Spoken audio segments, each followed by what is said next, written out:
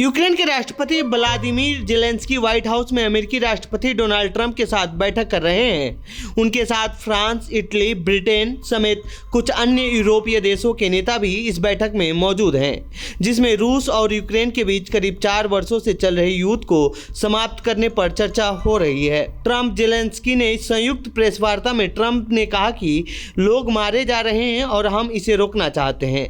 मैं राष्ट्रपति जेलेंस्की को जानता हूं, मैं खुद को जानता हूं और मेरा मानना है कि व्लादिमीर पुतिन इसे समाप्त होते देखना चाहते हैं।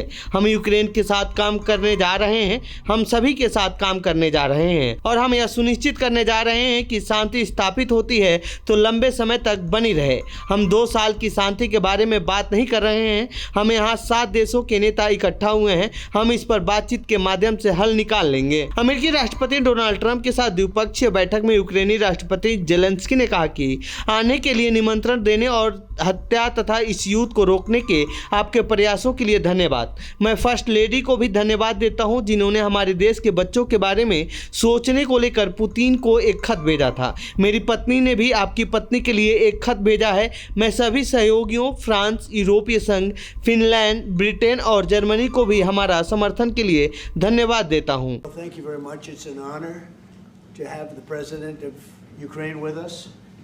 We've had a lot of good discussions, a lot of good talks, and I think progress is being made, very substantial progress in many ways. We had a good meeting, as you know, just a short while ago with the president of Russia, and I think there's a possibility that something could come out of it, and today's meeting is very important. We have, I guess, the seven very powerful leaders from Europe, and we're going to be meeting with them right after this meeting, and thank you very much for being here. Thank you so much, Mr. President. If I can, first of all, thank you for invitation and thank you very much for your efforts, personal efforts to stop killings and stop this war. Thank you. And using this opportunity, many thanks to your wife, First Lady of the United States.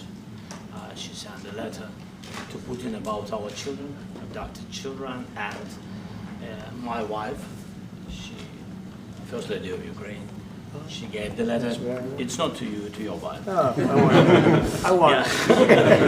Yeah. So we are saying this sensitive topic. Yeah. Yes, please. And thanks to our partners and that you supported this format. That after our meeting we can have leaders who are around us: UK, France, Germany, Italy, Finland, EU, NATO. I mean, all partners around Ukraine supporting us. Thanks them. Thank you very much for invitation. रूस ने Ukraine के कुछ क्षेत्रों पर कब्जा किया हुआ है, लेकिन रूस इसे छोड़ना नहीं चाहता है और उसके बिना जेलेंस्की समझौता नहीं चाहते हैं। यूक्रेन की कुल जमीन का 5वां हिस्सा रूसी सेना के कब्जे में है। रूस के सबसे अहम इलाके लुहांस्क, डोनेट्स्क और जापोरिजिया पर रूसी सेना डेरा डाले बैठी है। हालांकि रूस ने साल 2014 में क्रीमिया को तोड़कर रूस में मिला लिया था।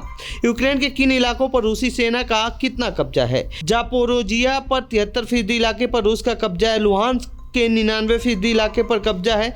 खैरसोन के 69% जमीन पर रूसी सेना का कब्जा है। डोनेट्स्क के जमीन पर 75% रूसी कब्जा है।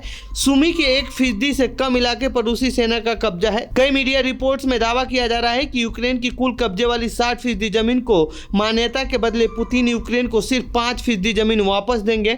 हालांकि अभी तक इस प्लान की यूक्रेन या रूस की तरफ से ठोस जानकारी सामने नहीं आई है। मीडिया रिपोर्ट्स के मुताबिक पुतिन यूक्रेन से समूचा डोनेट्स्क और लुहांस्क इलाका चाहते हैं और बदले में वो सुमी और खार्किव को छोड़ देंगे। अब देखने वाली बात होगी कि यूक्रेन रूस को अपना कितना क्षेत्र देने को तैयार होता है।